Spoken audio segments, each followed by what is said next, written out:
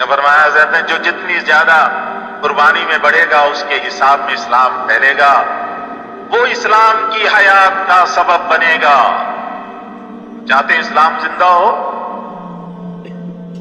بنیاد قربانی ہے، اپنی حیثیت کو بھی قربان کرنا، اپنی شہرت کو بھی قربان کرنا۔ اس کے لیے ہمیں تمہیں کہنے کی ضرورت نہیں ہے، خدا تعالیٰ خود دیکھ رہا ہے کون کس سطح کی قربانی دے رہا ہے۔ نہ اپنے بارے میں کہنے کی ضرورت کہ جی میں نے اتنی قربانی دی، نہ کسی اور سے جی بہت قربانی دیتا ہے یہ ساتھ۔ اللہ خوب دیکھ رہا ہے، اللہ خوب دیکھ رہا ہے کہ کون کس سطح کی قربانی دے رہا ہے۔ اسلام دنیا سے مٹ گیا، اللہ ہمیں قربانی کی توفیق دے کر، ہمیں ایک سبب قرار دے کر اسلام کو حیات دے گا۔ دل کو بغیر اللہ تعالیٰ کے کون دیکھ سکتا ہے؟ اپنی شک کی قربانی کو بڑھانا، اس کا تعلق میری ذات سے ہے، میں اس قربانی کو بڑھاؤں۔ نکلنے کی مقدار کو بڑھانا، ایک چلہ دیتے ہو تو اب 3 چلے دیتے ہو تو سال کے 6 مہینے جتنا پہلے دے رہے اس سے بڑھو۔ پھر نکلنے کے بعد قربانی یہ ہے کہ دوسروں کو لگانا، پھر گھر میں جا کر نفس کے تقاضوں کو قربان، کیونکہ جس طرح مکان کھانا شادی چاہتے ہیں ان تقاضوں کی قربانی، گھر لوٹ کر بیوی بچوں اور سسرال کی چاہت پر تم کرو گے تو پھر بتلاؤ ایسے کمزوروں سے اسلام کیسے چلے گا؟ یہاں تو قربانی کے نقشے میں چلے، اور وہاں جا کر جیسے بیوی بچے گھر والے کہہ رہے ہیں، رشتہ دار کہہ رہے ہیں، اس کے تقاضے میں لگ گئے تو پھر ایسوں سے اسلام کیسے چلے گا؟ نکل کر تو آپ اسلام پر اور گھر پر گھر والی اور بچوں کا ذہن نہیں بنا۔ جب تک سب کا ذہن نہیں بنایا جائے گا تب تک حضور صلی اللہ علیہ وسلم والی زندگی کیسے چلے گی؟ عورتوں اور بچوں کا ذہن بھی بنانا پڑے گا۔ مجموعے کی زندگی جب چلے گی، جب گھر والوں کے جذبات بھی موڑو، ایک دم تو ساری چیزیں نہیں آئیں گی۔ جتنا موجودہ زندگی پر خرچ ہے اس کو سوچو، سنت کے طریقے پر خرچ کرو، گھر میں دعوت تعلیم چلائی جائے، بچوں کے لباس کی کوشش کرو کہ حضور صلی اللہ علیہ وسلم پر جو کچھ گزر چکا وہ بالذات اللہ تعالیٰ کو محبوب ہے۔ یعنی حضور صلی اللہ علیہ وسلم کی رہن سہن، لباس، شکل، صورت سب اللہ کو بالذات محبوب ہے۔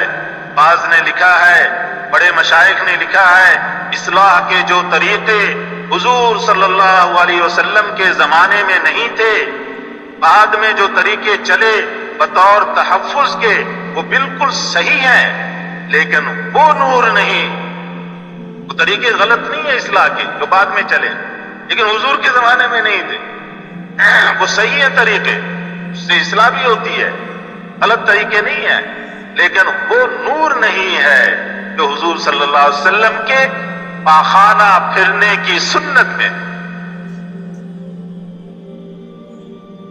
حضرت مجدد الثانی رحمۃ اللہ علیہ نے اپنے ایک مکتوب میں لکھا ہے، ایک شخص روزانہ 1000 رکعت نفل پڑھتا ہے، اتنی بڑی چیز 1000 رکعت نفل، اور ایک شخص دوپہر کو تھوڑی دیر کے لیے قیلولہ کر لیتا ہے، اس میں کوئی مشقت نہیں، وہ تو آرام کی چیز ہے۔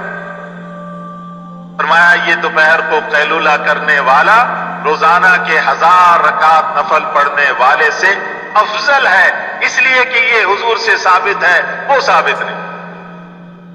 یہ قیلولہ کرنا آپ نے کیا، روزانہ 1000 رکعت نفل پڑھنا آپ نے نہیں، حالانکہ وہ عبادت،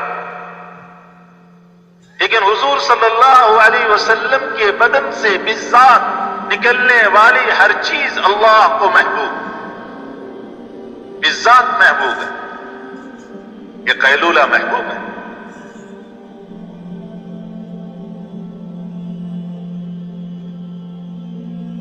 خیر کی بقا کے لیے جو صورتیں بعد میں چلی ہیں وہ سب درست ہے. خیر کی بقا کے لیے جو صورتیں بعد میں چلی ہیں وہ سب درست ہیں، صحیح ہے.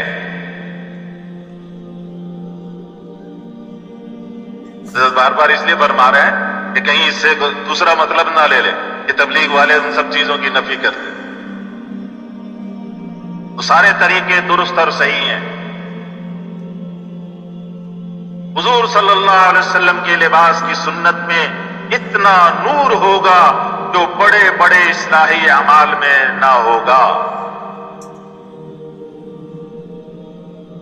خانے کی سنت کا نور جب ایسا ہے تو لباس والا نور، اللہ اکبر، سنت لباس والا نور.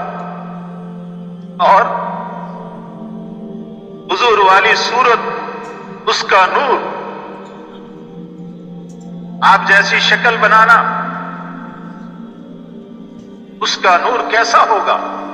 اس کے مقابلے میں ظلمت، یہود و نصارہ کے طریقے ہیں.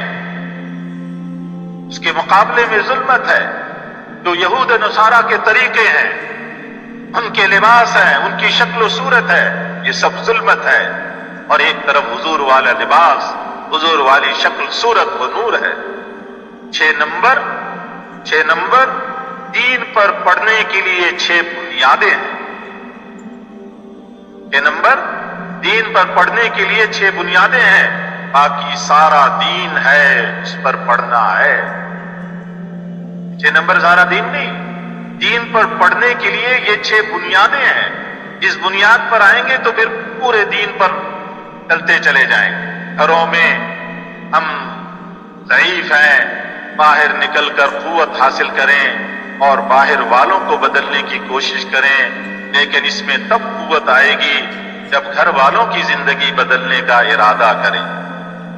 جب نفس تمہارا ٹوٹ جائے گا، جب نفس تمہارا ٹوٹ جائے گا. بیوی بچہ خسر نہیں مانتا، بیوی بچے خسر نہیں مانتے. اس کا مطلب یہ ہے کہ دین کے بارے میں نفس کچلنا ہوگا. یہ گھر والے نہیں مانتے. ایک خوبصورت، حسین و جمیل، واقعی حسین، واقعی حسین اپنے اندر حسن کو چھپا کر رکھتی تھی. عابد نے فرمایا تجھ پر حوریں نہیں چھوڑی جا سکیں گی، تجھ کو حوروں پر قربان کیا جا سکتا ہے. ہمارا نفس مرا ہوا نہیں، بیوی بچے نہیں مانتے، یہ غلط ہے. بیوی بچے نہیں مانتے، یہ غلط ہے. اصل میں تیرا نفس نہیں مانتا. ہمارے حاجی صاحب دامت برکاتہم واقعہ سناتے تھے. ایک جگہ سے سفر سے آ رہے تھے. مفتی صاحب، مفتی زین العابدین صاحب نے اجازت مانگی کہ جی ہمیں یہیں سے اجازت دے. حاجی صاحب نے فرمایا کہ بس یہ فرق ہے میرے میں اور تم لوگوں میں، تم اپنے گھر والوں کو دیکھ کر چلتے ہو اور میں کام کو دیکھ کر چلتا ہوں. مفتی صاحب نے فرمایا غلط، تیری بات یہ غلط. ہم تو اپنے نفس کو دیکھ کر چلتے ہیں، گھر والوں کو تو ویسے ہی بدنام کیا ہوا. تیری بات یہ کہ گھر والوں کو تو ویسے ہی بدنام کیا ہوا. اصل تو ہم اپنے نفس کو دیکھ کر چلتے ہیں. یہ وہ بات. بیوی بچوں کو بدنام کیا ہوا کہ وہ نہیں مانتے. نہیں، اصل تو میرا نفس نہیں مانتا. نفس مرا ہوا نہیں کہ جی بیوی بچے نہیں مانتے، یہ غلط ہے. اصل میں تیرا نفس نہیں مانتا. ہمارا نفس مغلوب ہوتا تو بیوی بچوں کو حضور صلی اللہ علیہ وسلم کی سنت پر چھوڑنے کو آمادہ ہو جاتے، یا ہم ان کے بدلنے کی کوشش کرتے. کم از کم کوشش تو کرتے.